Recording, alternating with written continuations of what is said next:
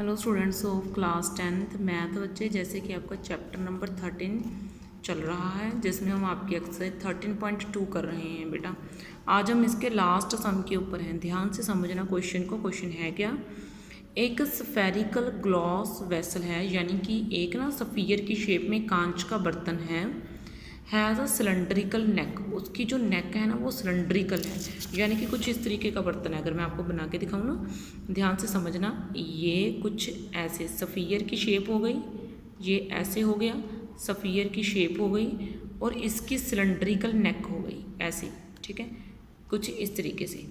ये एक बर्तन है, ध्यान से समझो। ये नीचे से स्फेरिकल शेप है, ऊपर से ये इसकी सिलेंड्रिकल शेप है। ओके, उसके बाद देखो उसने आगे क्या बोला। उसने बोला जो नेक है वो 8 सेंटीमीटर लंबी है, 8 centimetre long and 2 centimetre in diameter, और उसका डायामीटर 2 सेंटीमीटर है, 8 सेंटीमीटर वो लंबी है, यानी कि 8 सेंटीमीटर ये लंबी है, ठीक है, ये जो नेक है, और 2 सेंटीमीटर इसका डायामीटर है। कितना है? 2 सेंटीमीटर इसका क्या है? डायामीटर। ओके, यानी कि मेरे पास एक ना बर्तन है, नीचे सफ़ियर की शेप में है, ऊपर ये है सिलेंड्रिकल शेप में, लेंथ जो है वो 8 सेंटीमीटर है, और ये जो इसका डायामीटर है वो 2 सेंटीमीटर है। आगे आगे देखो बेटा, नेक्स्ट जो है मैंने क्या करना है, यानी कि the diameter of the spherical part, और जो स्फेरिकल पार्ट है उसका डायामीटर 3.4 सेंटीमीटर है, सॉरी 8.5 सेंटीमीटर है। तो ये रहा भाई स्फेरिकल पार्ट, मैंने इसका डायामीटर बना दिया कितना? 8.5 सेंटीमीटर, ये मैंने इसका डायामीटर बना दिया। अब देखो करना क्या है, कहना by measuring the amount of water it hold, हमने क्या पता करना है कि इस बर्तन में कितना पानी आ सकता है।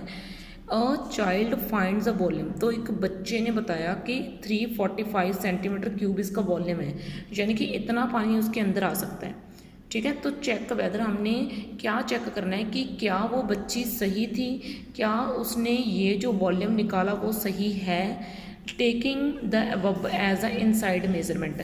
तो हमने क्या करना है, हमने ना इसको चेक करके बताना है, ये हमारे लिए एक ट्रू फॉल्स है कि एक बर्तन नीचे से सफ़ियर की शेप में है, ऊपर से सिलेंड्रिकल शेप में है, सिलेंड्रिकल शेप की लेंथ और डायामीटर दिया हुआ है, जो उसका स्फेरिकल शेप है उसका हमें डायामीटर दिया हुआ है, उसमें जितना पानी पड़ सकता है उसका वॉल्यूम के हिसाब से पड़ेगा। उसका जो बर्तन का वॉल्यूम है 345 सेंटीमीटर क्यूब है। हमने बताना है कि एक बच्ची ने ये जो वॉल्यूम निकाला है, क्या वो वॉल्यूम सही निकाला है या गलत निकाला है।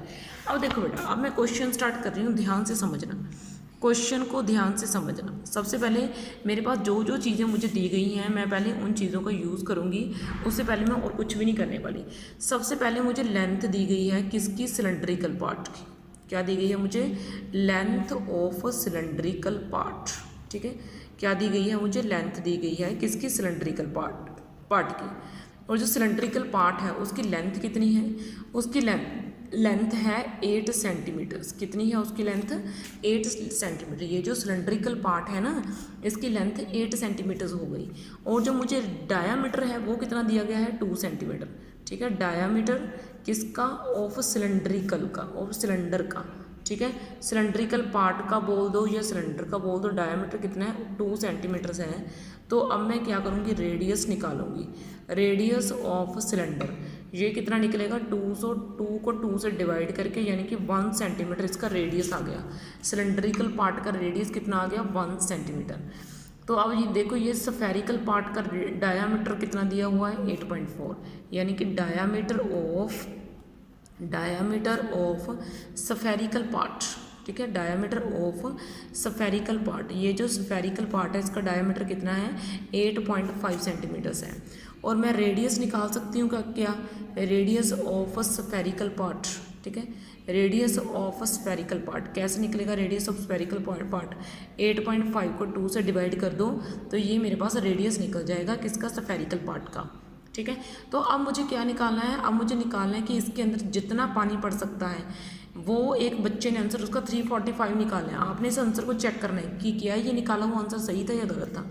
सबसे पहले तो मुझे वॉल्यूम निकालना है किसका? बर्तन का, यानी कि वॉल्यूम ऑफ द वेसल। मुझे वेसल का वॉल्यूम निकालना है। तो वेसल का वॉल्यूम कैसे निकलेगा? इस स्फेरिकल वॉल्यूम में ऐड कर दो इस सिलेंडर का वॉल्यूम, यानी कि वॉल्यूम ऑफ सफ़ियर के वॉल्यूम में ऐड कर दो वॉल्यूम ऑफ, किसका वॉल्यूम ऐड कर दो, वॉल्यूम ऑफ सिलेंडर का वॉल्यूम जो है वो ऐड कर दो, ठीक है। तो वॉल्यूम ऑफ सफ़ियर क्या होता है 4/3 पाई आर क्यूब। यहाँ पर R1 रेडियस ले लेना क्योंकि रेडियस 2 हैं, अलग अलग हैं, तो मैं जो सफ़ियर का वो रेडियस उसको R1 मान रही हूँ, और जो सिलेंडर का रेडियस है पाई R2 स्क्वायर उसको मैंने R2 मान लिया क्योंकि मेरे पास रेडियस 2 है, मैं बार बार बोल रही हूँ। तो 4/3 डाला, पाई को मैंने वैसे ही छोड़ दिया। R1 ये जो है किसका रेडियस है, सफ़ियर का, तो सफ़ियर का रेडियस कितना आ जाएगा 8.5 डिवाइड बाई 2 आ जाएगा। पाई को मैंने वैसे छोड़ा। अब मुझे रेडियस सिलेंडर का चाहिए, और सिलेंडर का रेडियस मेरे पास कितना है 1 सेंटीमीटर, तो ये मैंने 1 सेंटीमीटर का स्क्वायर डाल दिया, और जो हाइट है वो कितनी है 8 सेंटीमीटर, तो वो मैंने भाई हाइट डाल दी, ठीक है। अब मुझे क्या करना है, अब मुझे चीज़ों को कैलकुलेट करना है। अब देखो कैलकुलेट, यहाँ पे क्यूब है बेटे, तो 4/3 मल्टीप्लाई पाई की वैल्यू चाहे आप डालना चाहते हो तो डाल लो, अगर नहीं डालना चाहते फिलहाल ही तो मत डालो। पाई मल्टीप्लाई, मैं इसको सॉल्व करके बता रही हूँ, मेरे पास कितना आया 7656 आना चाहिए, यहाँ पे 5625, ये आपका मैंने इसको सॉल्व करके लिखा है कि मेरा इसको सॉल्व करके इतना बना है। यहाँ पे क्या बना पाई मल्टीप्लाई 8, ठीक है। वैसे तो आप कैलकुलेशन कर ही सकते हो, लेकिन आधे नालायक बैठे होंगे ऐसे जिनको कैलकुलेशन नहीं आती। 3.14 मल्टीप्लाई 76.5625 प्लस 77 पाई को 3.14 पुट करा, और ये मल्टीप्लाई 8 हो गया। जब आप इसे पूरे के पूरे को सॉल्व करोगे तो आपका आ जाएगा 321.392, और इसका आ जाएगा 25.12। जब आप ऐड करोगे तो आंसर कितना आना चाहिए 346.512 आ रहा है, लेकिन बच्ची ने कितना निकाला था 345, हमारा कितना निकल रहा है 346, यानी कि शी इज़ रॉन्ग, वो गलत है बच्ची, शी इज़ रॉन्ग, वो बच्ची क्या है गलत है, उसने गलत वॉल्यूम हमें निकाल के दिया है, ठीक है। ध्यान से देखो क्वेश्चन को, ये स्फेरिकल पार्ट सिलेंड्रिकल पार्ट, मुझे सिलेंड्रिकल पार्ट के वॉल्यूम में ऐड करना है स्फेरिकल पार्ट का वॉल्यूम, तो उसको ऐड करके आंसर चेक कर लो कि क्या मैच कर रहा है। अगर मैच कर रहा है तो वो सही है, अगर नहीं मैच कर रहा तो बिल्कुल भी नहीं है, ठीक है। तो बेटा इसके साथ ही आपकी एक्सरसाइज 13.2 डन हो चुकी है।